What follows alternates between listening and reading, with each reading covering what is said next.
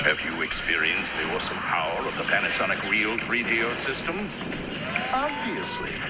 Presenting 3DO, the most advanced home gaming system in the universe. It's time to put away your toys.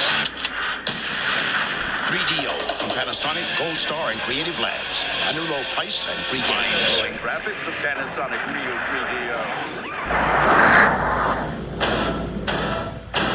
3DO.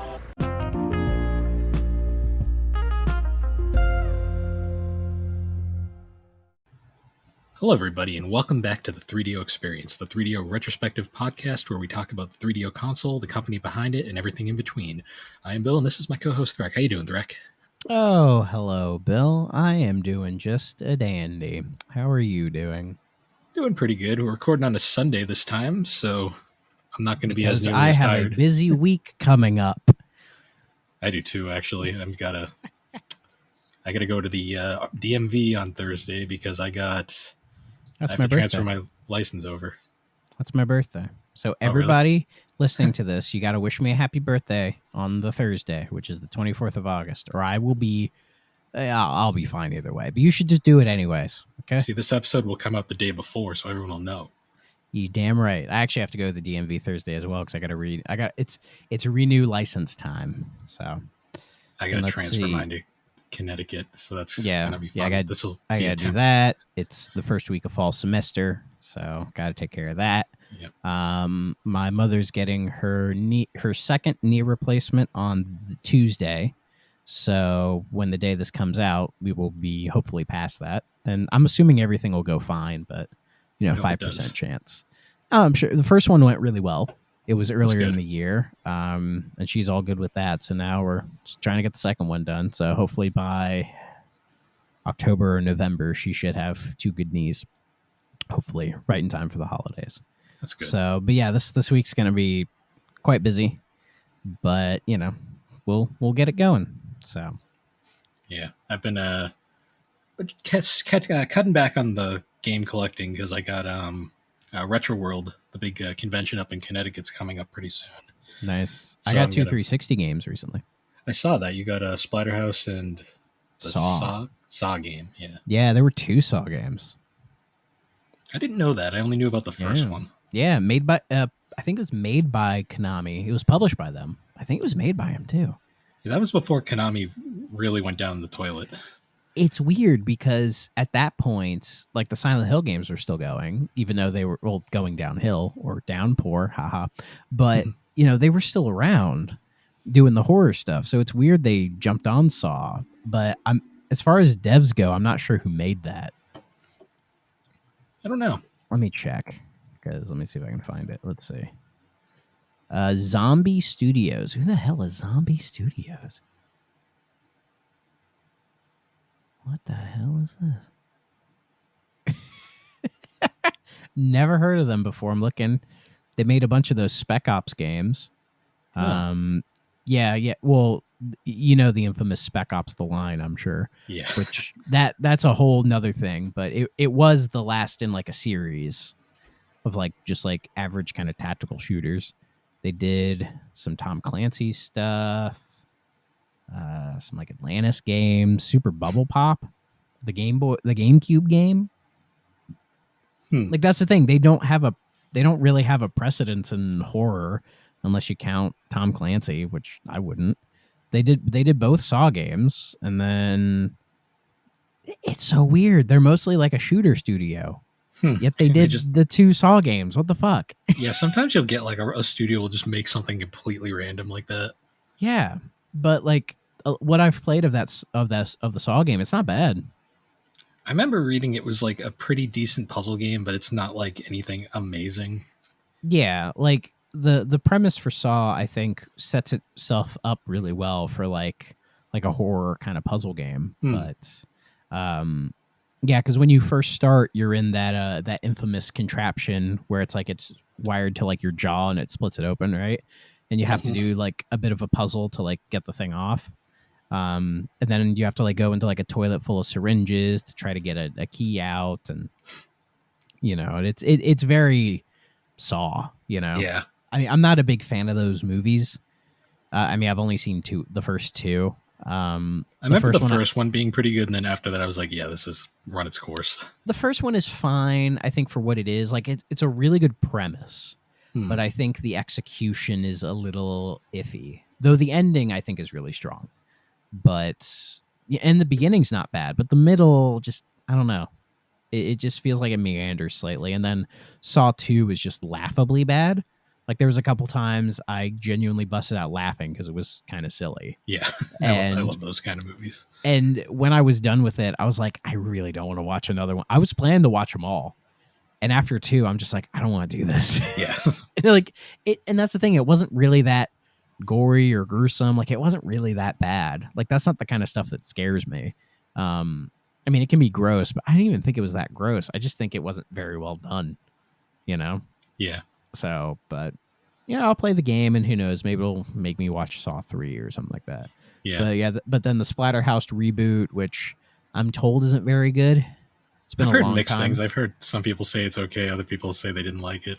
Yeah, it's interesting. The premise of it is like, it's almost like The Mask, the Jim Carrey movie, where like the mask like envelops your character, and then they turn into that to save a girl. It's kind of I think it's meant, I can't tell if it's meant to be silly or not, because it's in that era where like edgy stuff was like really prevalent and kind of unironic. Yeah. Like, we just hit 2010, so it was still kind of the it thing. It wasn't now where if you do that, people just assume it's ironic, you know? So it's funny though. But I really enjoy 360 collecting. I don't have that many 360 games, but it's such a fun system to collect for, and I would argue the best. Yeah, it's the best system to collect for because the price point is so low, and 360 games are everywhere. Like, any used media store you'll go into has 360 games, every single one. Oh yeah, that's really funny. Our last episode is dated now because we had mentioned the 360 store was still going, and that's closing soon. Yeah, it's sad to see that go. Like, I can't believe like the Vita and PS3 store was the first one to announce its closure, and it's going to end up outliving all of them now.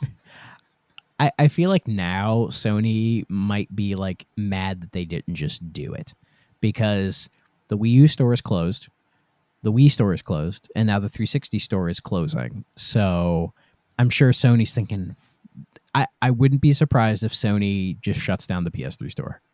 But leaves the Vita store up just to be funny. That would be great. I think the Vita store still has like a dedicated fan base to it.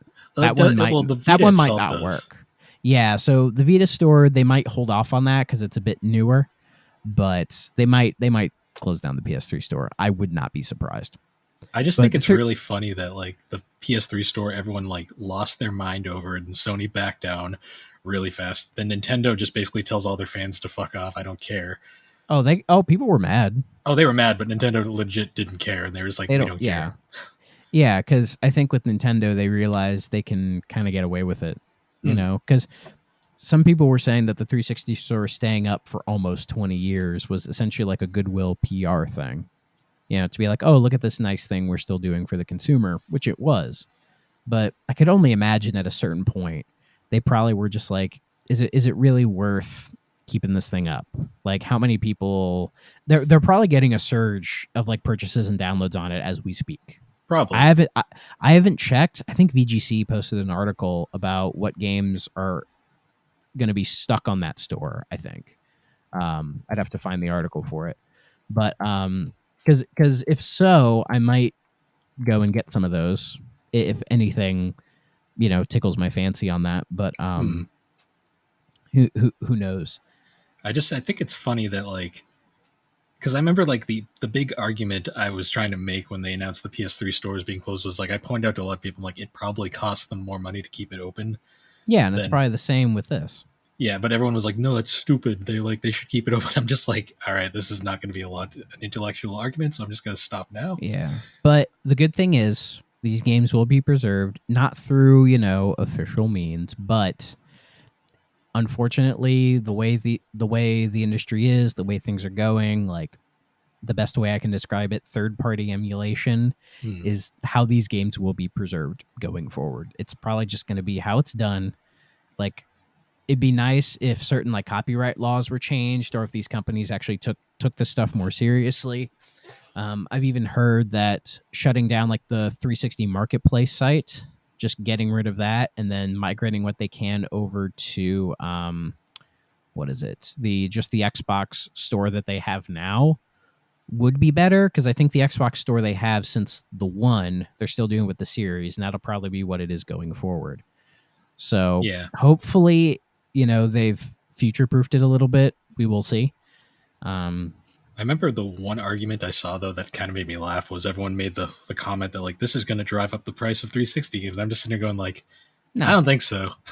Well, because I imagine there are some physical games that you can buy digitally on the 360 store, but I can't imagine those prices are, like, better than what you can get physically. Well, also, 360 games were just produced up to hell, so there's, like, tons of them out there. Oh, yeah. Like, I think let me check real quick. According to price charting, the average 360 game costs $11.50. Like the most expensive 360 game I bought was Marvel Ultimate Alliance Gold, and I spent $100 for it. And that's like, if you go on price charting and go like the highest price, that's like probably the most expensive one. Outside of, some of like, there's, the infamous El Chavo cart, NCAA football, the Spider-Man games on there have shot up in price. Those are expensive on PS3 as well. Yeah, I'm not sure why all those games got so expensive, but they're delisted and they weren't heavily produced. Fair enough. But some of the Armored Core games have gone up a bit, probably because of 6 coming out. That Spyro game on 360 and PS3 is pretty expensive now. Oh yeah, I have it. The funny thing is, I think I spent like $50 for that, and it came in a really bad case. But I was able to replace it with a much cleaner case. So I probably improved its value by doing that. And it's not a bad game, though. I think because I hear rumors that Xbox might do another backwards compatibility run of just Activision stuff that they own. And if they do, I assume like the Crash and Spyro games would come there. So that game might, the price of that may go down. Or may even go up. Who knows? I don't know. That game, I feel like Activision just wants to bury and forget. But yeah, but if Microsoft owns it, who cares? True. Who gives a shit? Would Microsoft even remember it? That's Oh yeah. I mean, if you've seen some of the backwards compatible stuff they have on there, some of them are like, why this one? Like some interesting. That's true. Like 50 Cent Blood on the fucking Sand is backwards compatible. All right, that's another pricey 360 game, but like that one. So. I'm sure they would remember. And even Hasbro said they want to bring those old Transformers games back. Like War for Cybertron. The ones that are good. So. I've heard they're good. I don't know if I'll ever play them, but yeah. So we'll see what happens with all that. So speaking of collecting, though, I was talking about Retro World. One of my favorite pastimes anytime I go to like a big gaming convention now is I always like to do like a little game, which is I like to see how many copies of the guy game I can find. How many? Not buy, just to see how many I can find. Oh, I'm sure you already have that game. No, I don't. I refuse to buy it. Because of the controversy? Well, there's that, and also it's just a piece of shit that I don't want to own. Yeah, but how many games do you own that you've barely played? That is true, but let's be honest here. Hey, I'm the same way. So I'm not trying to dunk on you. That's true, but at the same time, I always say, like, that's just one of those games that I look at and like, I just don't want it. Yeah, fair enough. I don't want it either. If I really want to see titties, I can just look them up online. Thank you for that. And they're legal, and I know they'll be legal. Well, you hope. The chances are higher, but Yeah. I'm just saying. It's the internet, and I know these adult sites have had some issues with curation over the years. So. Yeah, that's true. So that's a completely different podcast, That'd probably be, something on like Jala's podcast or something. I don't know. But anyways. See, that's one of those games that I just like to laugh about because I just think it's hilarious that it exists and that it's yeah. The existence of this game is very, very 2000s. I think that's the best way to put it. Well, my favorite argument with it is like people are like, that's illegal to own. And I'm like, the FBI doesn't give a shit about some PS2 game from like 2005. Well, people got in trouble at the time. So at the time, sure, but I doubt they're gonna really go after some rando who owns it now. And apparently, according to price charting on PS2 and Xbox, it hovers around the $90 mark. Yeah, it shot up significantly, which is hilarious because there's actually a DVD version of it that edits out version. Yeah, there's an updated DVD version of it that edits out a certain contestant and a certain, shall we say, young lady. Yes, that caused a big controversy with this game.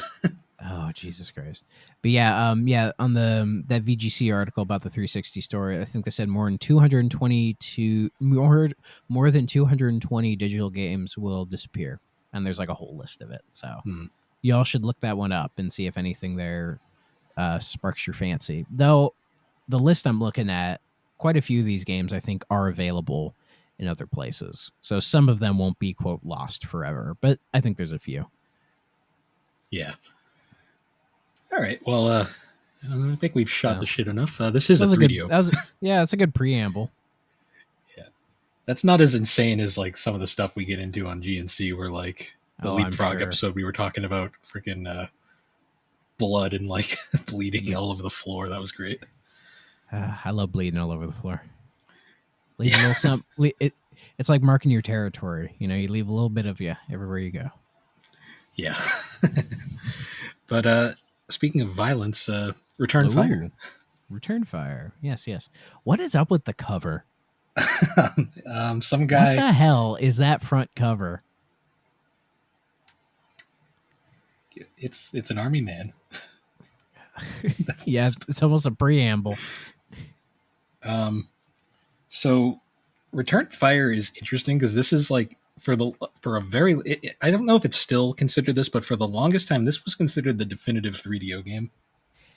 Which is interesting because it got ported to PlayStation and PC like less than a year later.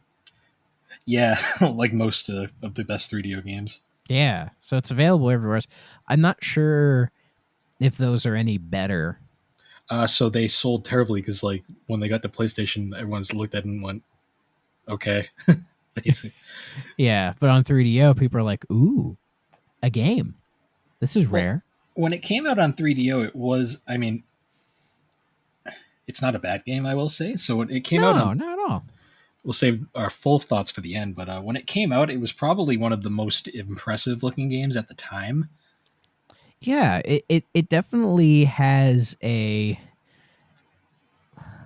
idea, I guess. Like it definitely isn't just some shit they threw together for fun. Like there's definitely they're trying to do something with this, I think. So what I didn't realize too when I was doing research is this is actually a sequel, believe it or not. Yeah. Was it Firepower? Yep, Firepower, which was a old PC game. Like we're talking Amiga. Like Commodore 64, Amiga. The Amiga. Oh yeah. Like 87. Yes. If you know any people who like gaming and have a little bit of gray in their hair or beard, just say the Amiga, and they'll go, "Oh, the Amiga." Or if they're European, non-American, they will go, "Oh, the Amiga." Yeah, that's what I've learned. It's a very like old dude European thing, you know. And Return Fire got a sequel itself. Two sequels, kinda. So it got an expansion pack for that also released for 3DO in 95. Yes. And then it got an official sequel titled Return Fire 2 in 98, but that was a PC only game. And we did not play any of those, or at least I didn't. I don't know if you have. No, because trying to find a working copy of those is not the easiest thing in the world. Archive.org. Well, maybe Firepower. PC emulation is a little weird nowadays. Yeah, but there's like so many sites of like quote like abandonware where it's like who cares about these games anymore? You can just download them for free. Well, it's the downloading them's not hard. It's the getting them to work on Windows 11. Oh yeah, the compatibility issue. Yeah. Yeah. When it requires me to PC not so backwards compatible, huh? Yeah. Not so backwards compatible, you PC fucks. Sorry. Yeah. But yeah, whenever I have to jump through more hoops than necessary just for like something that's probably not going to add much to the conversation. Yeah. Yeah, like, am I going to put that much effort into playing Command and Conquer Renegade on my PC? Well, I would, because I grew up with that game, but, like, you know. And apparently Return Fire 2 changes genres because it's like a strategy game, not a action game. I could see why. Like, this game definitely lends itself to, like, an RTS style, because, like, the gameplay is that, like, bird's eye view, and it has sort of that, like, you play it and you think, this could be a strategy game. So what's really funny, too, is this game was developed... So common misconception is a lot of people believe this game was developed by 3DO. It was not. I didn't think so. It was actually developed by a company named Silent Software. They're so silent, they don't have a Wikipedia page. Yeah, but they do have a Giant Bomb. And on Giant Bomb, looking through their gameography, it's mostly Return Fire. Yeah. They also made the Who Framed Roger Rabbit game on Game Boy. I was about to say, not the NES one. The NES one wasn't that Rare? Yes. Yeah. And then their final game was Shrek Fairy Tale Freakdown on Game Boy Color. Went out with a bang. They went out like all-stars. Yeah. So yeah, they're mostly known for Return Fire at this point. Yeah. I get the sense they are a European company. Yeah. Yeah, it looks like it. I mean, their founder is named Baron R.K. von Wolfschild. Something tells me, and they have badass name. They have a picture of him, and I get the sense this man does not live in Idaho. Yeah, probably not. Probably lives in Hungary. What's the big like Budapest? Budapest, Hungary? Is that right? Yeah. So, interestingly enough, with this game, so this is probably one of the easiest like games to talk about because there's like no story at all. Yeah. Like you jump, it's basically just a game. And one of the most hilarious things about this game that makes me laugh every time I boot it up is I have to ask, what did you think of the wonderful soundtrack in this game? Oh, the classical music? It's all public domain, like it's just classic. The classics, man. Mm. Yeah, you appreciate the classics, kids. Okay, I love the soundtrack, but it is so hilarious hearing it in this game. But it kind of works though. It does. Doesn't it? It's kind of dope. Like using Ride of the Valkyries for the helicopter. Mm-hmm. Like that's beautiful right there. Ripped right out of Apocalypse Now. Yeah, like it's the same. Yeah, I love the smell of napalm in the morning. Like I love Flight of the Bumblebee for the Jeep. Yeah, that's really cool. And I'm a big fan. Oh yeah, who doesn't love In the Hall of the Mountain King? It's In the Hall of the Mountain King is one of those pieces that you might not know the name, but you know it. Like that's an iconic piece. My favorite of all time, though, is the title screen. Desiree, or I think that's how you pronounce it. Yeah, from Verdi. Yeah, with the Return Fire logo just burning as it pops on the screen. It is like the most epic thing ever. And what I love is the tank uses Mars from the Planet Suite. I love Gustav Holst, and I do love the Planet Suite, and that track Mars is such an iconic piece of music. It has been like for some who don't know, Black Sabbath, their song Black Sabbath is them trying to do Mars because it's the tritone, the devil's note. Yes. Which back in the day you weren't allowed to play that. But that interval that they're using, the flat fifth, I believe, is the devil's note, which Mars from the Planet Suite uses. And it works very well as like this haunting, evil kind of march theme. And so that perfectly segued into the creation of heavy metal as well. So yeah, like that the piece Mars from the Planet Suite is very iconic and a very important piece of music. Yeah. And having it for the tank in this game works really well because in my opinion that's the best vehicle in the game. Yeah. So for anyone who doesn't like when they're hearing these song titles, like any younger person who probably has no idea what we're talking about, I guarantee you've heard these pieces of music at one point or another. Yeah. I wouldn't call them songs. They're not really the same thing as a song, but I know it's like a colloquialism we use for music, but yeah, like classical music is one of those things that unless you seek it out, you're not really gonna know the details of it. But definitely, there's a lot of classical music you would just know because it's been used over and over and again, and it being public domain, because I'm pretty sure all classical music is public domain.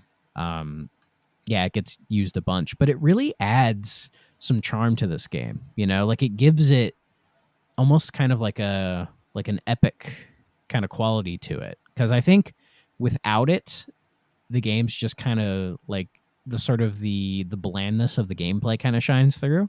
But having the music and it being CD quality as well, there's no shot they got an orchestra to do these pieces. They probably pulled some recordings of orchestras, probably from like CDs they had at the time. They probably went to like a CD store and found them and put those files in the game. But they work really well, and they're really done renditions of the pieces. So, and then I love when the flag shows up and like Hallelujah starts playing. Like that always gets me laughing every time. It's really off-putting the first time you hear it, but like once you start playing, you're like, yeah, this works. Like it's Like I feel laughing. I feel like they made the game around the soundtrack. They probably did. And what's funny too is like, so before, because I played this game like when I first got my 3DO, this was one of the first games I got. And I remember the music at the time, but I had completely forgotten about it like over the years, because I haven't played this before we redid this episode. I hadn't played it probably in like 3 years. So I was curious. I hadn't played it like at all, basically. So I was curious, like, just like to see what other people's thoughts were before I started playing again. I booted up a YouTube review and I heard the music. And at first I was like, did they just edit that in to make it epic? And then I played the game and I was like, oh no, that is what they did. Yeah. Like it's really fun. It hits really, really well. So I really quite enjoy that part of that. It's debatably the best part of the game. Yeah. Not that the game itself is bad per se. Oh, no. It's not a bad game. So I guess going into the gameplay now, because that's pretty much what the game... that's like really the only stuff that matters with this game. Well, and every time you win a battle, they have that like public domain footage of like a ticker tape parade. Like, my guess is that has to be like World War II era. That has to be. I'm assuming like Twisted, it's all just public domain shit that they just grabbed. Yeah. A lot of archival footage that way is public domain, but I get the sense it's probably like from like like when World War II was ending, and then all these ticker tape parades were happening in allied countries. That's the sense I get that footage is taken from. Yeah, which is so fucking funny because like this isn't like a playing like a Call of Duty game or like a Medal of Honor game, where it's like you're in the trenches of World War II and it has that, and they do a good job of capturing that realism in a video game sense. This is a much, much different game. And they don't even explain the conflict because there's no story at all. No. So it's like you're this side, take the other side's flag. That's it. Yeah, to break it down, this game's gameplay is literally just capture the flag. Yes. And as a single player experience, could be better.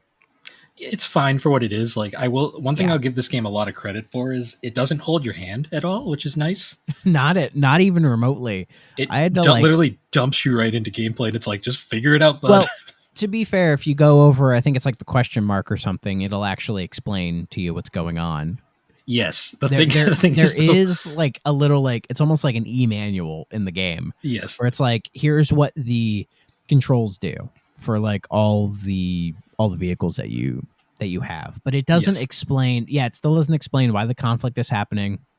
It doesn't explain why the Jeep is the only vehicle that can get the flag, though I think I know why the Jeep's the only one that gets the flag. It doesn't explain like anything. Nope. And because this is a 3DO game, menus are fucking weird and they don't make a lot of sense. And it has like a password system that's pointless because the game saves. Yep. Unless that's like it varies between 3DO hardware, I guess, because as you go through, there's different sets of like maps that you unlock as you play through. And every time you unlock a new one, it gives you a code. And so I was putting the codes in my phone so I would, remember them, because I thought, oh, maybe this game doesn't support saving for some reason. So let me just keep the passwords. And I did that the first time, and then when I booted it up the second time, everything was still there. So it's like, why give me the passwords? Unless, again, maybe certain versions of 3DO hardware don't support saving for this game, but some do. So, I honestly have no idea. My guess is the developers thought ahead, because this game, to add to my ongoing list, does not have a memory manager. That is the one that could have, with all the weird menus, Yeah, but my guess is because it does not have a memory manager, they just assumed your memory is going to be full and you're not going to be able to access it. They just figured, just give them a password. I mean, it's a solid backup if your console can't save, I guess. But it kind of reminds me of like N64 games that used like the memory pack to save, but you didn't always have a memory pack, so they'd also give you passwords. Yeah. I think did the Blues Brothers game use that? Oh, geez, I haven't thought of that game in years. Neither have I, but because that's based off Blues Brothers 2000 too, isn't it? Yeah, that game's not terrible though.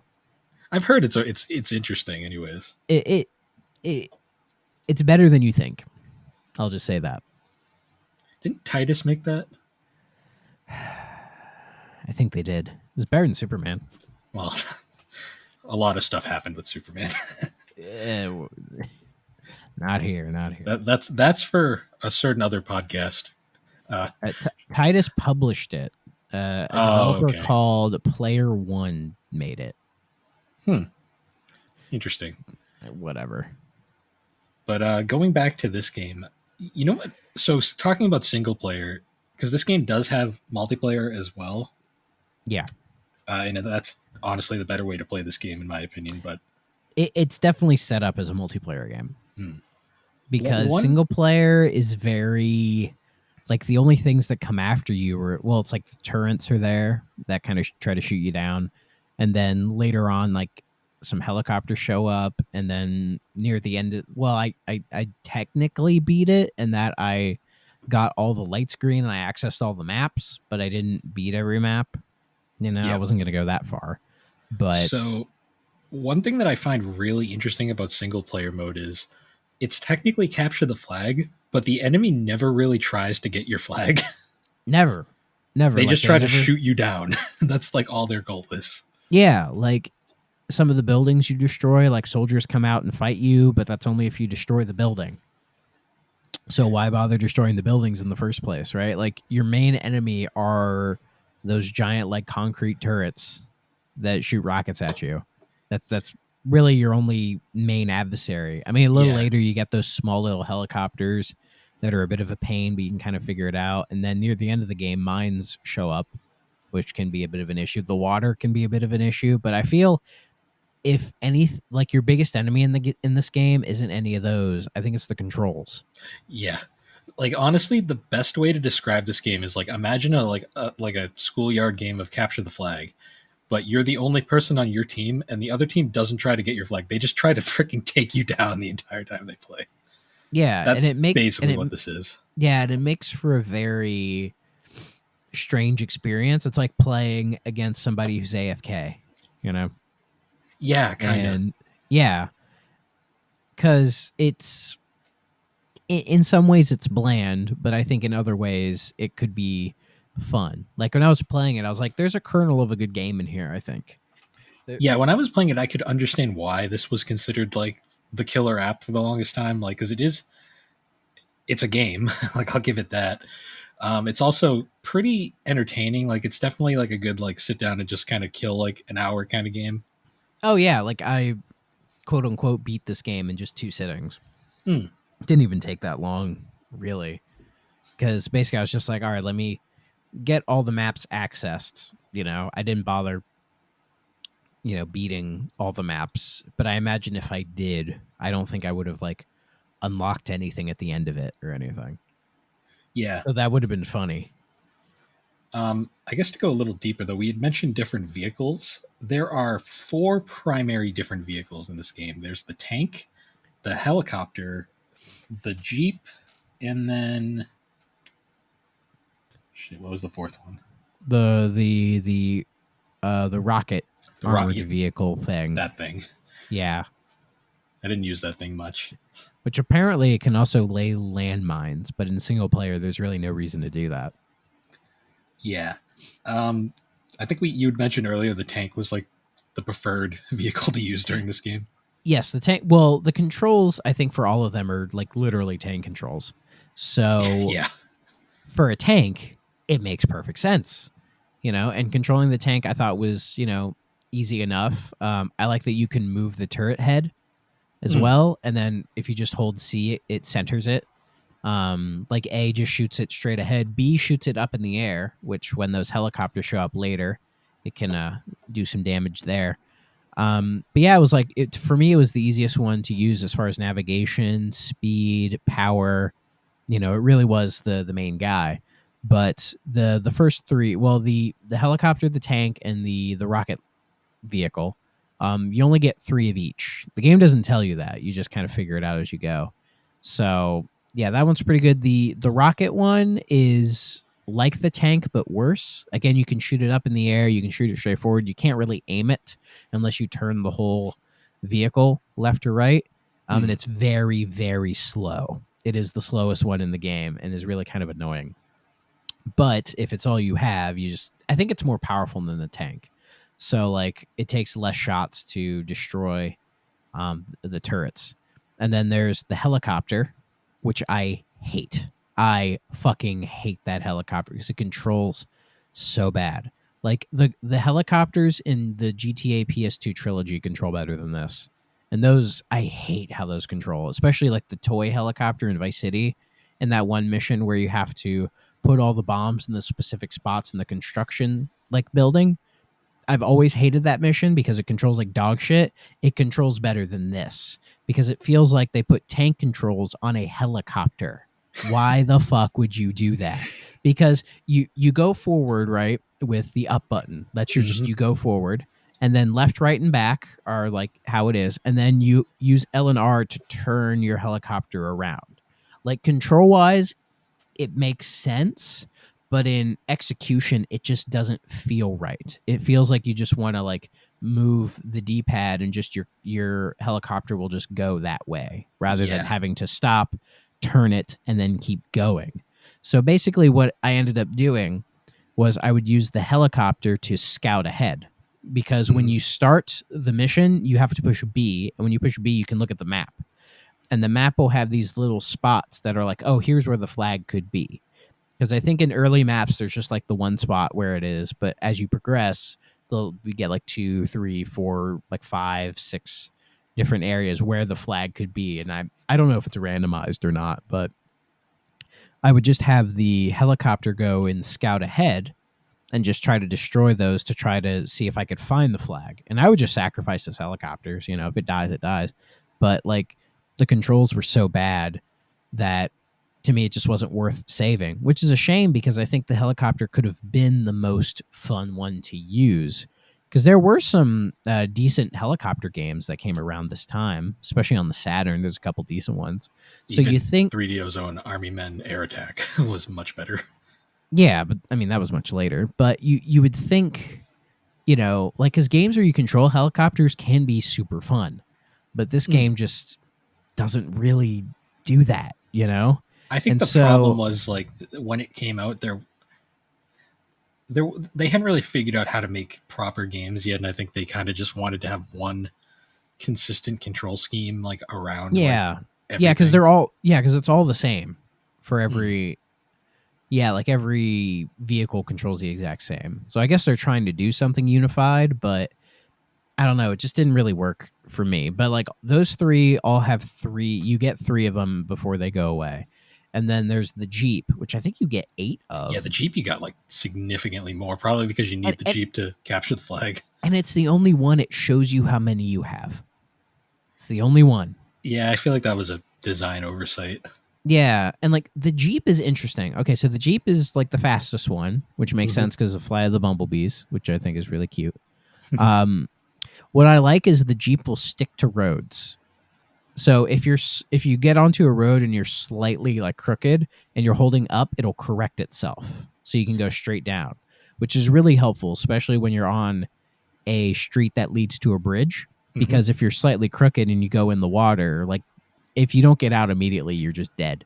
So correcting yourself on the street before you go on the bridge really helps in that situation. And your only method of attack is just chucking grenades. And I don't. Yeah, like the arc is weird because when I first played this game, you do that first map, which feels like a tutorial map, and I'd used the helicopter to destroy the building to get the flag, but I didn't realize it had two different levels of destruction. So I destroyed it the first time, and it's like half down. So I'm like, oh, let me go get the Jeep. Switch to the Jeep, I go to it, and it's not registering. And I'm like, what the hell is going on here? And then I just was like, let's see what happens. I threw grenades at it.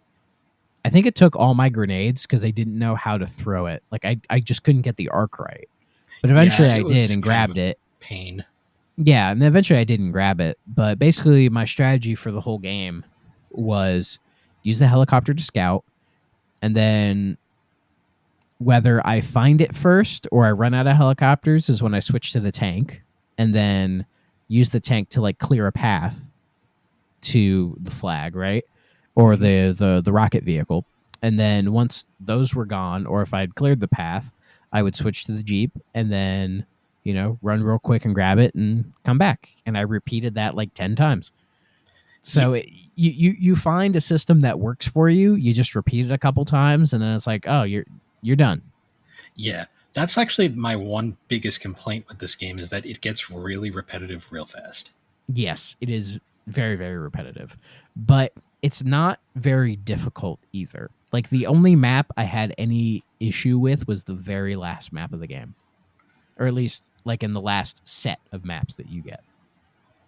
That was the only time where it was like, I didn't figure out where the flag was with the helicopter alone. I had to use the tanks, and then I lost all my tanks trying to find it. And then I think it was with my like second to last rocket vehicle I found it and cleared the path. And then as the Jeep, I lost a couple Jeeps, but I got it no problem. Yeah. But it's not that difficult of a game. No, it's really not. Honestly, the way I think of this game, like, not in terms of the game itself, but a comparison I kind of thought about with this game is kind of like GoldenEye in a sense where it has a single player mode that is decent and passable, but the real highlight of the game is the multiplayer. The single player in GoldenEye is better than this. Well, that's why I said it's not the best comparison, but yeah, I see what you're trying to say. Like, it definitely feels like the multiplayer is the focus. Like, you could use maybe like Battlefield, where like, does Battlefield even have campaigns anymore? I wouldn't know. Yeah, because I know like Call of Duty, I mean, they've brought them back, but they did downplay those for a little bit. Because the single player, I had done a map of it like years ago with my sister Alex, and we had enough fun with it because it's basically just capture the flag. Yeah, I imagine multiplayer is more enjoyable with this. It feels like that's what it's made for, but it makes sense they would move to like RTS because, again, the way this game is set up, it feels like it should be RTS because then it's like you can say like you have the 4 vehicles, right? And then you can use, like, say they give you like 3 helicopters, 3 tanks, 3 rocket vehicles, and 8 Jeeps.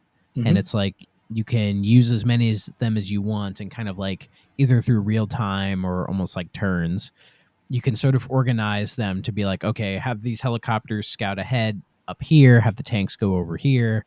You could do that and then have the enemy do that. And it could be like a really engaging strategy game. I mean, maybe that's what the sequel does, because it feels like it doesn't need to be an action game, because as we said, the controls really aren't that great. There's not a compelling story.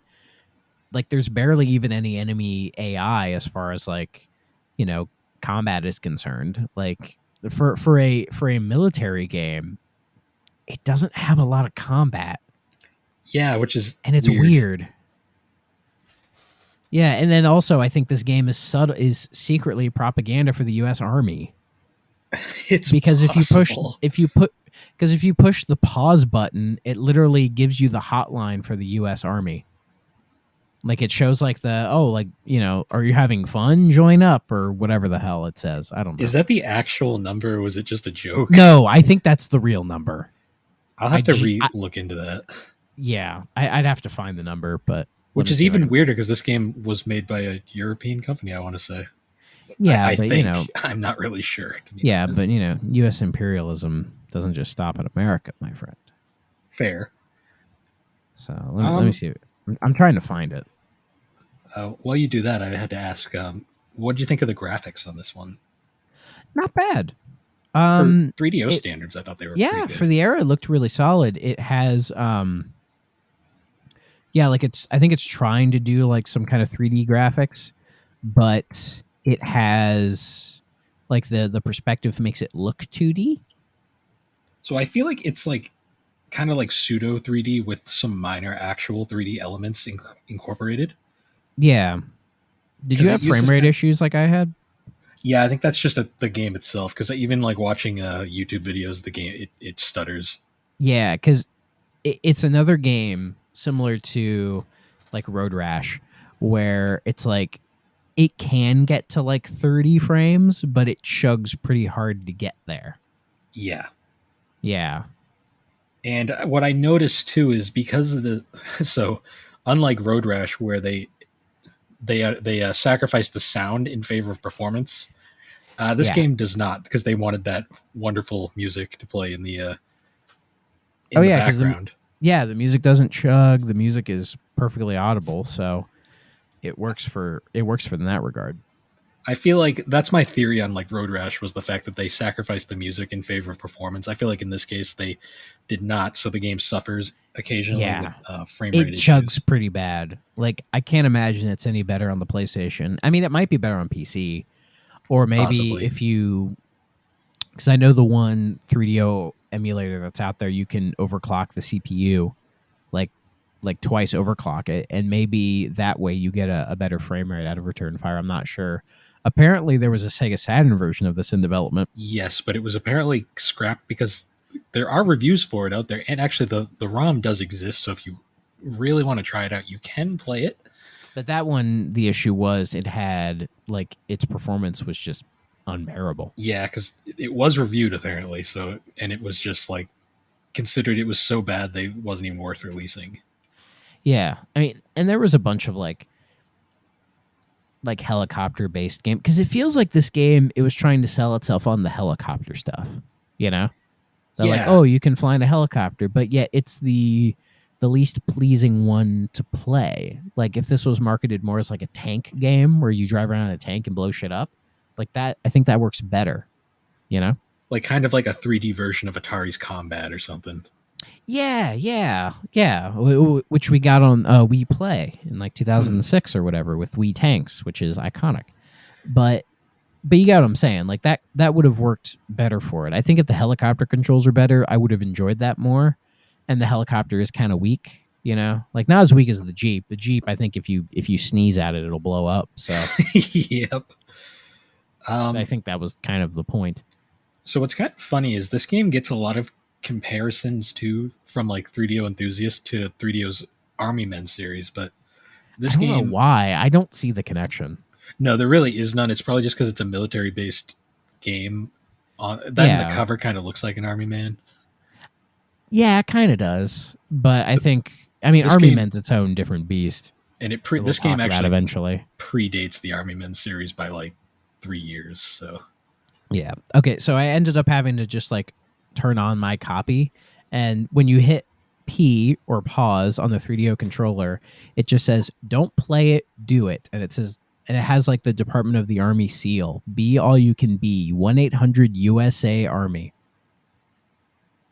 that's I don't know if that's bullshit or not. I mean, the emblem that they're showing for the Army, I mean, it looks legit. I'm gonna cross-reference it because it's like this is the kind of shit that like back when I was in like high school, I was in the Air Force like junior ROTC program. I was in the Navy one actually. Yeah, and I'm sure you as well dealt with a lot of like Army propaganda. So, well, I mean, I kind of grew up in a military family, so I was just used to it. Yeah, I did not. And yeah, the emblem they're using for the Army is the same one. The Huh. it has like the weird like suit of armor, the cannons. This will defend. Like it's the same fucking one. And I imagine if I called 1-800 USA Army, I would get the army.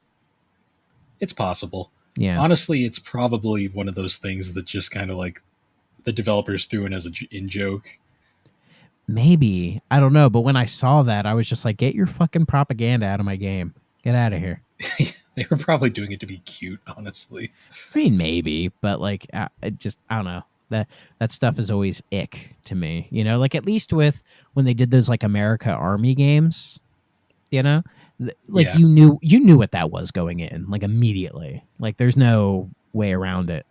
Whereas stuff like this, or hell, even some of the Call of Duty games, they're a bit more subtle with their army propaganda. So I think in the case of this one, I think it's more just the 3DO, general 3DO games just being kind of weird and like goofy. Like, oh yeah, probably. I mean, it would be hilarious, and if somebody joined the army from playing Return Fire on the 3DO, Yeah. please let us know. We will have you on the show. yeah, that would be really funny. Yeah, I would need to know why, sir or ma'am, or something in between. I don't know what a they them would use instead of a sir or ma'am. What would they use? You know, I've never thought about it. Yeah, I've thought about it. Any they thems in the audience, let us know, please. I'm curious. So, funnily enough, too, similarly to Road Rash, this game also almost had a Atari Jaguar version in development, but it was terminated. Yeah, probably because Because it was Jaguar. Jaguar CD. Yeah, wouldn't have worked. But Anyways. it came to the PlayStation. It did. And is it any different? Not really. Like, I've seen comparisons, and it like the PlayStation might look a little prettier, but that might just be like my eyes messing with me.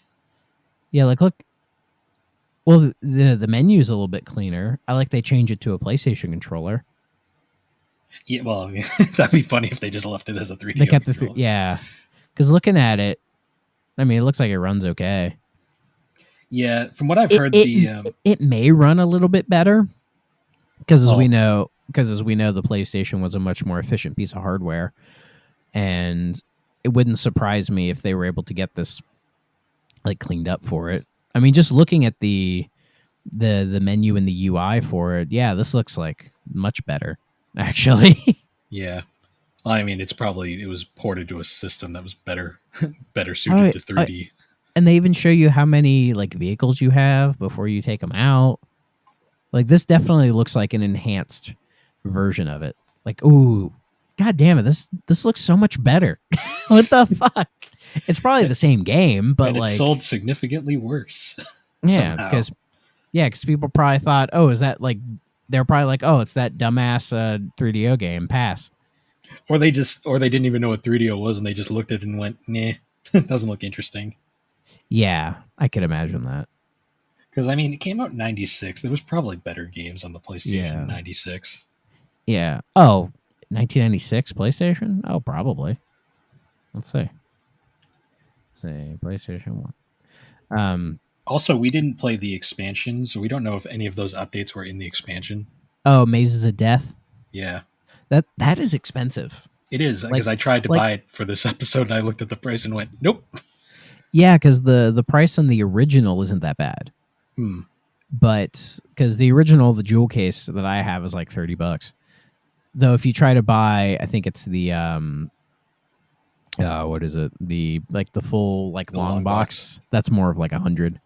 Yeah, unfortunately, because it's one of the cheapo boxes, so they're not very easy to find. Oh god, yeah. But if you just want the jewel case of it, you can get that for not a lot of money. Because I imagine this sold decently well for a 3DO game. It was considered the killer app for a long time. Yeah, which I find well review-wise too. I find interesting that it would be considered that, because you would think something like Gex, especially in the era that this existed in, would be more the killer app. You know what I mean? Oh, Crash Bandicoot came out in 96. There you go. Yeah. There you go. Yeah. In fact, Which I'm is seeing funny. a lot. I'm seeing a lot of 3DO ports on the PlayStation in '96. Like PlayStation a lot. and Saturn got a lot of ports. Oh yes, they did. Yeah, that's the sad part about it is though, like this game itself is perfectly fine, but like Oh, yeah. compared, it got outdated so fast. Oh, absolutely. It's definitely something that had they done it in like 1998 or 99, I think it would have worked better. You know? Yeah, Or hell, like treat this game as like we might be past that era, but like because I was thinking about it with like 360 store, like that era of like indie games, like XBLA games, they could have done like a remake in that era of Return Fire with like online multiplayer. And it could have been like a bit of a gem.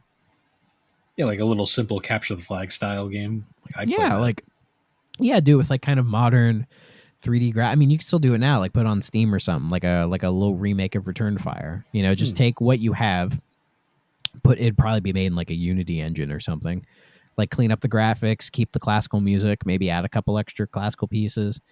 Just keep the same vibe of this game, but just modernize it and have it run better. Give it like good online multiplayer and maybe a couple extra modes, and I could see people going, "Oh, this game's kind of cool." Yeah, I imagine the multiplayer was really the selling point, honestly. Yeah, which almost makes you wonder why they didn't just like give you a controller with it or something. You'd wonder, but nothing on 3DO really made sense. So Yeah, I mean, I know it's a lot to give away controllers, but So, fun fact too about the interesting fact in the random trivia for this game. This game was featured in the opening scene of the Pauly Shore film In the Army Now. I mean, it's Pauly Shore. Is anything about that fun? I've never seen the film, but it's a thing. I've only seen Biodome. And The only Pauly Shore film I've ever seen is Son-in-Law. So yeah, I've seen the infamous Biodome. It is as bad as everyone says. yeah, It makes Walter Peck the good guy. How the hell does that work? you know when Weird Al makes fun of it, that it's probably not good. I think he secretly likes that film. That's my favorite line in that song. The Albuquerque song is like, I was stuck the on a flight. the in-flight movie was Biodome with Pauly Shore. Shore. No, yeah, 3 of the airplane engines burned out. We went into a tailspin and crashed into a hillside, and the plane exploded in a giant fireball, and everybody died. Except for me. I love could that do song. that. Yeah. Iconic. There's not to get too off topic, but there was some like live performances where he would do that, and then the part where he loses his train of thought, he just stops the band. He's like, let's just do it again. And then they play the whole song and they get to that point again, loses his train of thought, and then does the proper ending. Yeah, Weird Al. So he makes it like a 20+ minute track. It's amazing. Yeah, he's a gem. Like one of the few we've got Yes. still. When he dies, that should be a national day of mourning. Well, it's like that petition to get him to play the Super Bowl halftime show. Get him in the Rock and Roll Hall of Fame. Like he deserves all of that. But I think he's just like too silly for those people who like take it probably a little too seriously. Yeah. Which is a shame, because I imagine like the Rock and Roll Hall of Fame, he'll go in when he dies. They'll put him in posthumously, which is bullshit because he deserves to be up there, accepting the award. But I don't think they'll ever give it to him because he's too also silly. Got one of the most talented bands of all time because of the amount of different styles they're able to perform. Yeah, and the man is an icon in like he's just an icon. Like he's one of the few celebrities who's been around forever. Has like he's had maybe one light controversy that was really it. Oh, the Coolio thing. Yeah, the Coolio thing, and even then that was blown out of proportion. Coolio admitted it. Coolio admitted as such. It was kind of blown out of proportion. Well, that and the Prince thing, because like Prince hated him for some reason. Just Prince was eccentric. I know. That's all I'll say. I think it just probably wasn't going to work, which is a shame. I just think for some reason Prince didn't get good vibes off of Al. That's the only thing I could gather. Well, apparently Prince didn't like anybody at that point, so. Yeah. I mean, he maybe would have lightened up later. I don't know. I mean, but by that point, it was just there was no point. I mean, there's a lot of interesting stories about Weird Al being turned down parodies. There's been a handful of them. Well, my favorite is how he got Atlantic Records Wikipedia page permanently locked because of the White and Nerdy music video. Yeah, that was funny. I remember he wanted to do a polka medley of Led Zeppelin songs, and Jimmy Page turned it down just because he didn't like the idea. But he is like a Weird Al fan and all that. And the one I remember is Weird Al wanted to do a parody of Paul McCartney's "Live and Let Die," but he was going to call it Chicken Pot Pie. Yeah, and Paul wasn't okay with it being about meat. Being a vegetarian, yeah. Yeah. I know I know Michael Jackson turned down his black and white parody just because of the meaning behind the song. Oh, yeah. What was that one going to be? A Snack All Night. Snack All Night. Yeah. That worked out though because he ended up doing because he did the Nirvana one, yeah. Which is that's my favorite story. Is the Kurt Cobain was all like, "Yeah, that's cool," and he's like, "It's not going to be about food, right?" And he's like, "No, it's going to be about how I can't understand you and your Kurt's lyrics." like, And he's just like, funny. Yeah, he's like, that'll work. Though with like the Paul McCartney thing, he said, "Oh, you can parody any of my other songs if you want, or if you have another idea." You know, like Paul was up for it. I just think he just didn't like the vegetarian thing, which I think Weird Al wasn't a vegetarian yet. He did become later. The only parody that was not well received by the artist was the Red Hot Chili Peppers one. Because it's not very good. No, it's pretty lame. Yeah, Flea was like, he could have done that better. And I kind of agree with him. Like, it could have been better. That's probably, I mean, the musical performance is good, but that's because it's basically the same. It's just kind of lame. The whole, like, Fred Flintstones thing. Like, that album, Alapalooza, I think Al just didn't know what to do. Living in the Fridge was pretty good. That was about it. I mean, I like the Peter Gabriel one that he does on that. I forget what it's called, but I know that one's cute. One of his songs that he was very uncomfortable with was he did the Billy Joel parody. It sounds like Billy Joel to me. It was about. Oh yeah, that one. Because there's another one he does. That's he did like Ode to a Spider-Man. Yeah, which that one's kind of silly, but in a funny way. It's not bad. The other one was he was just viciously like brutal towards Billy for whatever reason. But apparently Billy Joel thought it was fucking hilarious because Billy Joel's a massive self-deprecating kind of guy. Well, and he's like a New Yorker, so it's like he's either going to be 100% cool with it or just fucking hate it. Because that's New Yorkers. They're either like totally in on the joke and cool with it, or they're just like, no, fuck you. No, fuck you. That's just how they are. And Billy Joel's always been a big... Like, oh yeah, he doesn't take himself that seriously, and when you listen to Billy's music, you can tell like he doesn't take himself that seriously. Yeah, because like and there's been so many interviews where people ask Billy about songs, and he's always like, "Oh, this song, I'm just trying to be this artist." He's always like, "Oh, I'm trying to be this person, I'm trying to be that person." You know, it's like he doesn't because he doesn't think he's a great singer either. Like, he's kind of not. He's kind of not. For what he does, he's good with what he does. Yeah, but to be fair, how many singers are actually like good singers in terms of like technically good? Like there's not that many. No, and it doesn't matter. It's just if it works with the lyrics and the song, it's all that matters. You know, like I mean, I like Billy Joel because he writes good songs. Like he writes great songs. Yeah, love tracks like Zanzibar, Scandinavian Skies, the entire 52nd Street and the Stranger albums are like masterpieces in my opinion. Yeah, Running on Ice. It's like the best Sting song. You know, lots of bangers in there, but he didn't overstay his welcome, which is why I like about Billy. Well, if he kept doing albums after the one from '93, they wouldn't be good.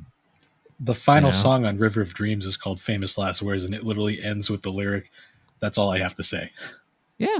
And he's stuck to his guns on that. I mean, he's done some stuff here and there, but nothing too drastic. Well, he did the classical album. Yeah, which he wrote, but he didn't perform it. Nah, he only wrote the music. And then he did that song in like the mid 2000s after he got married for a fourth time about his third ex-wife. Is he on 3 wives? I thought he's on 4. He's been married to the 4th. Is he on 4? Yeah, he's been married to the 4th one for a long time. Damn, dude. He's already had like 2 kids with her. Oh, damn. I thought, isn't she like super young too? Yeah, I mean, where it's like he's like he's like in his 70s and she's like in her 40s. Yeah, it's young, but it's like not that. I know, but it's just like you see it and you're just like, that's fucking whatever. Like, you know, it's like Paul McCartney and his current wife. It's just kind of like, yeah. Yeah. Well, to be fair to Paul, he would still be with Linda if she didn't die. That's true. They would have stayed together forever. Like they were one of the rare couples that worked. and then the one after her didn't work out, the peg leg lady. So, I've heard some stories about her, so I don't mind saying that. Yeah, I know. Yeah, but like, just I don't know, me being me, I would have stuck with Christy Brinkley. Call me crazy. Call me. I mean, crazy. they're still great friends. Oh yeah, they're cool as hell. But I don't know. I would have stayed married to her. Well, I wouldn't have minded. One last thing on the I wouldn't have minded. One last thing on the Billy Joel discussion. I remember she had done a photo shoot like a couple of years back with like both her daughters, and like I remember seeing it, and I looked over, I'm like, all right, that one is clearly Billy Joel's. Oh, Alexa Ray, because she looks just like him. Yeah, the exact same face. But she got his talent, so. Yeah, she has the Billy Joel face, the Christy Brinkley body, and yet I guess I've never listened to her music. It's okay. I mean, it's not really my thing, but like you can tell she definitely has talent. If you like it, you like it. Yeah, and she's not using her dad to get anywhere, which is I respect that. So, it's all good. But there's a funny quote I think from Billy where I think he was on Colbert, and like Elton John said that Billy Joel should make more albums, and Billy says, "Well, I think Elton should make less albums." That's just them shitting on each other though, because they have an interesting friendship.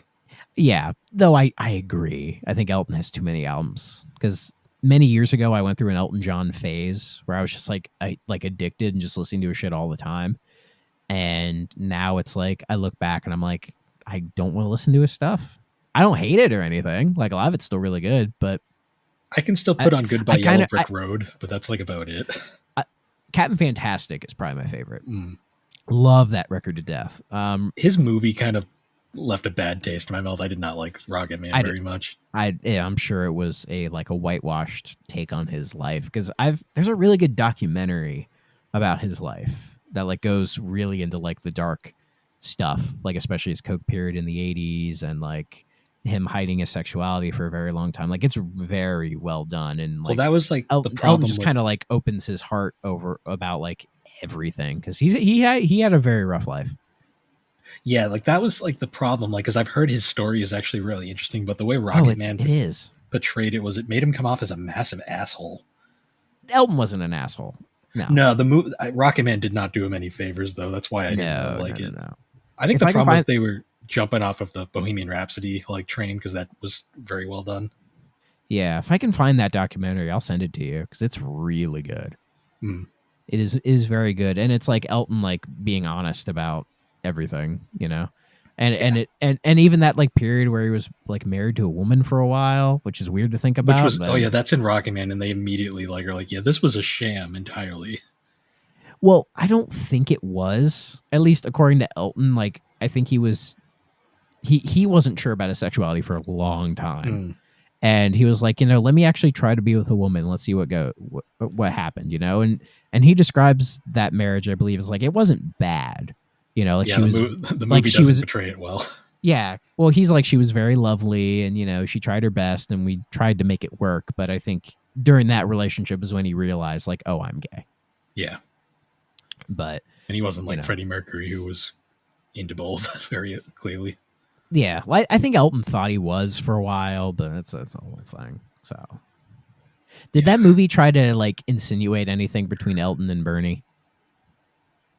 Nah. The problem is the movie was not good at telling a story. Okay. Because I'm sure people have thought that like, oh, Elton John and Bernie Taupin, his longtime lyricist, some people tried to say, oh, they've had a secret relationship, but Elton has always said never. He never fancied him. Yeah, I don't think they really went into that too much. Well, because Bernie's like a straight dude. He's like, thank God I never fancied him, because otherwise they never would have worked together ever again. Yeah. So, yeah, Elton's got some good stuff, but yeah, he's just, I had that period, and then I just kind of fell out of it, Like I can only listen to Crocodile Rock so many times before I'm like, or fucking Tiny Dancer. I am so goddamn sick of that. It's a good song, but I'm fucking sick of hearing it all the time. Like, people shut up. Right. It's not as bad as like Queen. Like, Queen has been ruined for me. I can't listen to them anymore. People have overhyped the shit out of them, and I am sick of it. See, like, can we stop with this Queen? Like, you're making the Beatles look not as overrated in comparison. And I love the Beatles to death, but like Queen is just, I can't stand it. Like, shut the fuck up. The problem with the Queen stuff is they only show off like the like the early albums, and they ignore like no, so much. they only do Bohemian Rhapsody, like We Will Rock You, We Are the Champions, the fucking Wembley Stadium concert. That's it. That's all they ever talk about with Queen, and it's like I fucking hate it. Like shut up. Like you people who praise them have never heard tracks like Ogre Battle, and if you listen to Ogre Battle, you would hate it. And hating it shows me that you don't know what the fuck you're talking about. Okay? Yeah. Sorry, I had to get on this rant. Like I've been holding in this. Like I don't want to hate Queen. I'm just fucking sick of it. Let him go. Let him rest. Okay. I'm tired of it. Brian May and Roger Taylor's won't let him rest. Yeah, but like just like if people are gonna pretend to be Queen fans, at least listen to all the records. Okay. Listen to the later ones that never get talked about. I mean, like Innuendo is great. Oh yeah, that's a great album. Even Made in Heaven's got great stuff on it. Nah. I mean, I love Mother Love, like the last song he ever sang. Yeah, but stuff like, The Show Must Go On is great. The title track.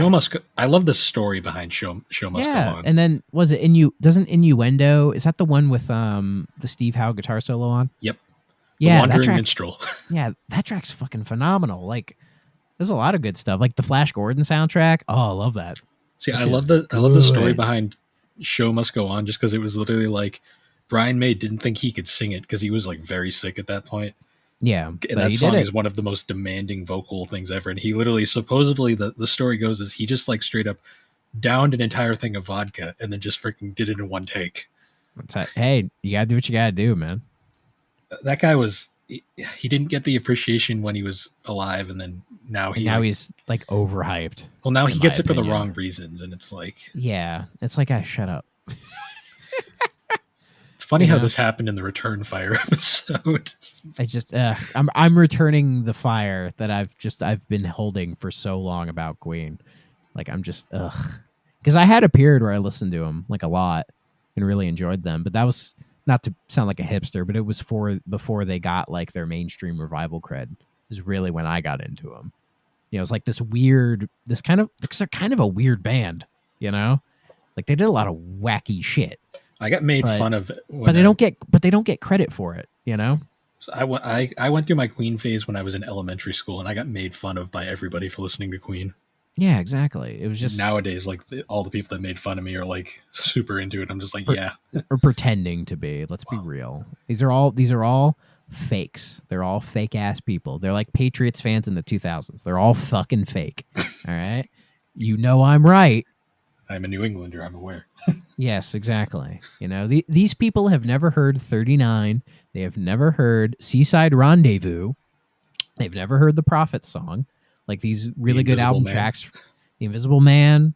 They've never heard fucking like good old fashioned Loverboy or the Millionaire Waltz. Like they've never heard these tracks, and they never will. Or Tie Your Mother Down. That's a great song. They'll never.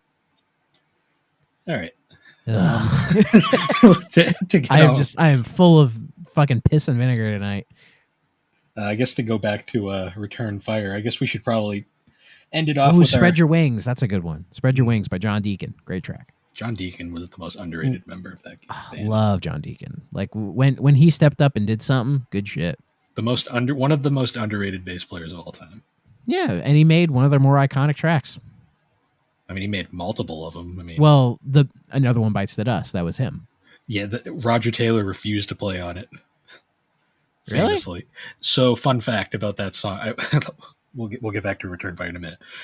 We'll return after this quick Queen break. The story about they all like hated Another One Bites the Dust, but Roger Taylor like specifically like despised it, and basically his compromise to it was he did this one drum beat, recorded that, and basically said use that, and that's why the drum beat for that song is so repetitive, because it's literally the same beat. Oh, is it just a loop? Yeah, but it works for the song. Yeah, it's fucking perfect because it's so like such a like a down low kind of number. Like it's not big. It's very like kind of small. But that's what makes it work. I believe what he recorded, he recorded the one beat and then the one fill, and they just used that throughout the entire song. Yeah, I mean it works. Yeah, And then it became their biggest hit. Yeah, I do like that track. I mean, it's definitely like Baby's first bass line, but I mean, it works. It's that or Under Pressure, another iconic bass line that John Deacon wrote. Oh, you mean that Vanilla Ice bass line? Yeah. He's like, I changed one note, and then everyone took apart his thing and found He did not change that note. That is I know. A lie. I know. I joke because like he said that for years, and then people actually took the song apart and found the legit Queen part just buried in his mix. Yeah. It was like, that's why he should have just been open. Well, I know he wasn't going to be open about it, but he fucking just should have been. Well, because he's a one-hit wonder, and that's the only thing he's known for at this point. But, yeah. Vanilla Ice is his own beast. I've heard he's a nice guy, but that's why he builds like houses for the poor now. Because yeah. He has his own thing. He had that new metal phase. Oh, the new metal version of Ice Ice Baby. Oh, that lives in my head forever. It'll never go away. I love the fact though that the original pressing of his album, like it's credited just to him, and then like all other later re-releases have it credited to him plus Queen and David Bowie. As they should. David Bowie was getting Vanilla Ice money. Probably.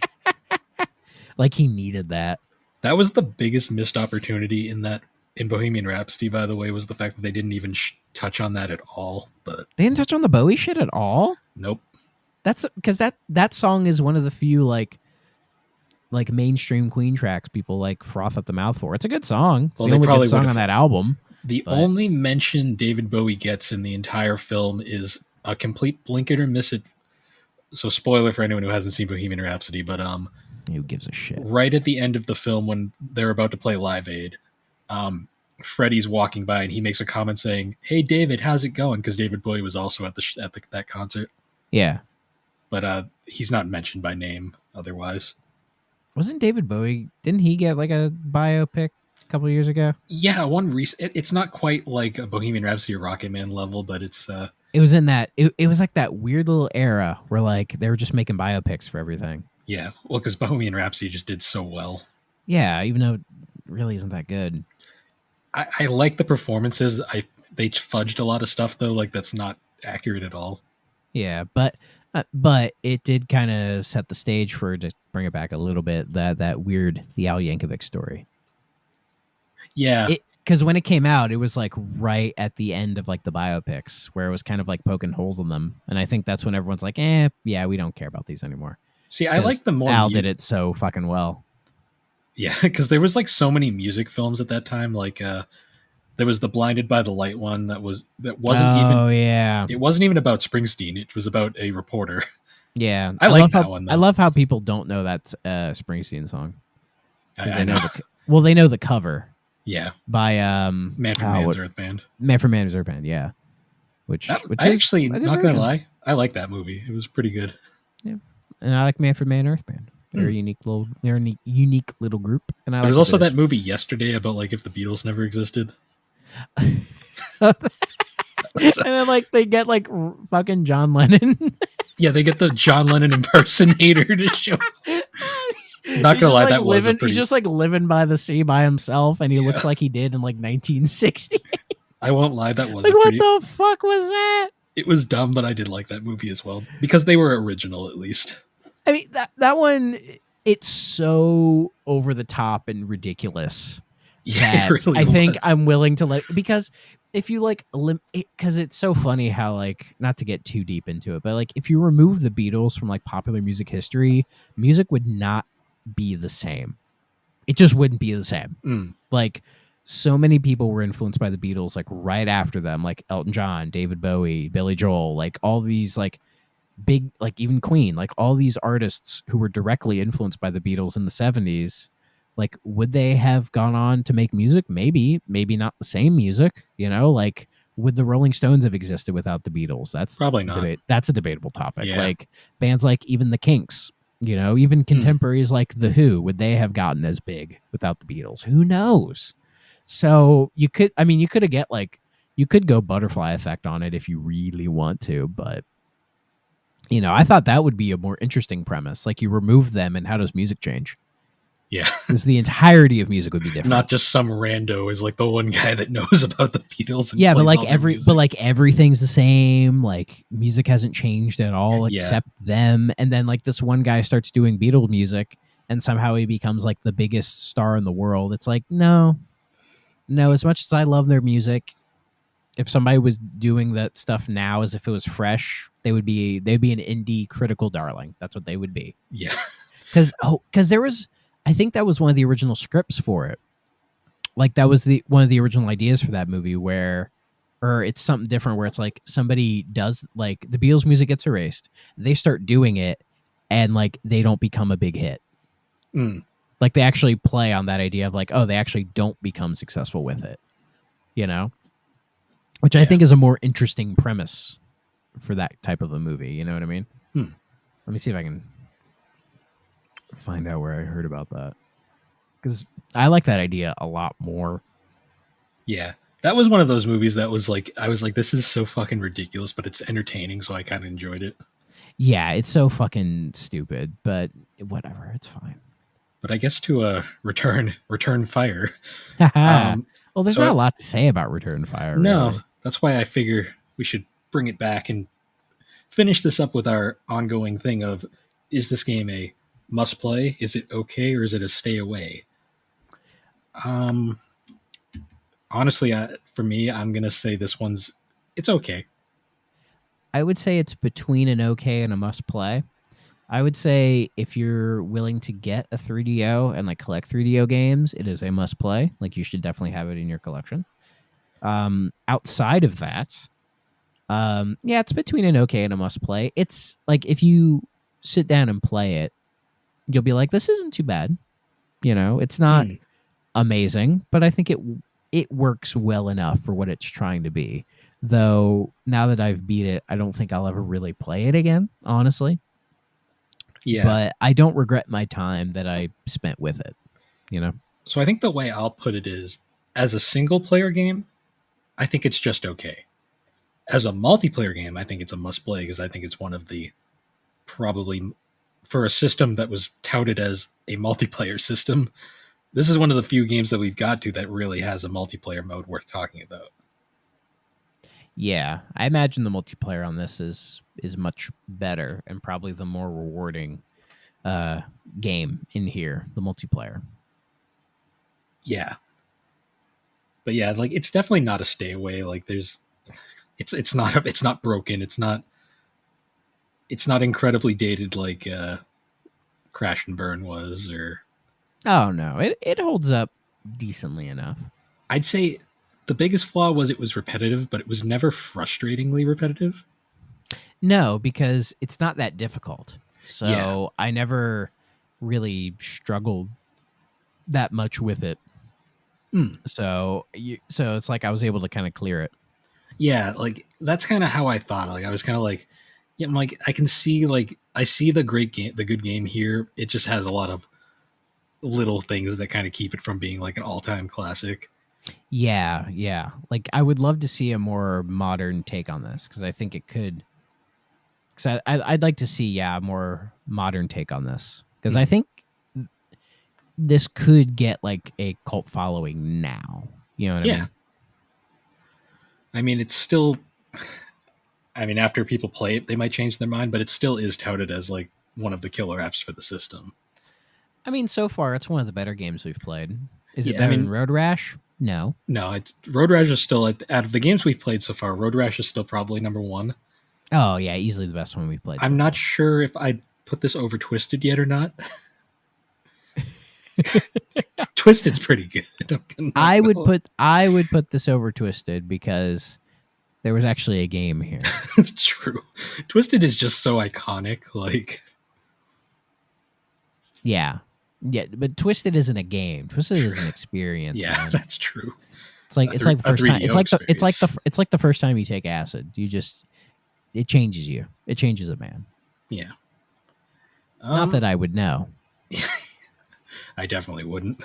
But so I guess for next week, I was thinking maybe we try PO'd. You really want to do PO'd?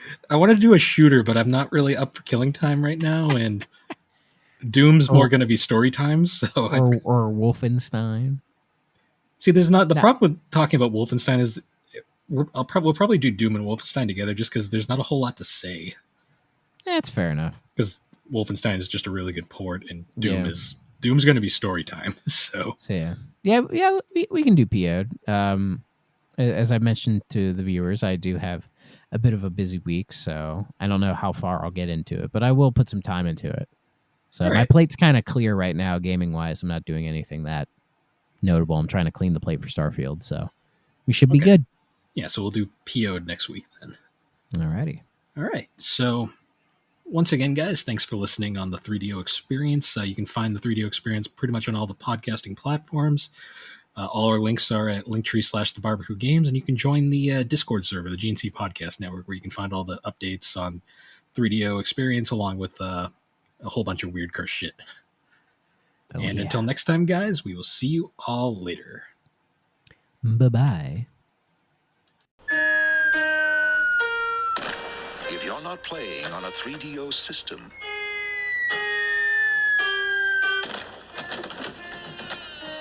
what are you playing with?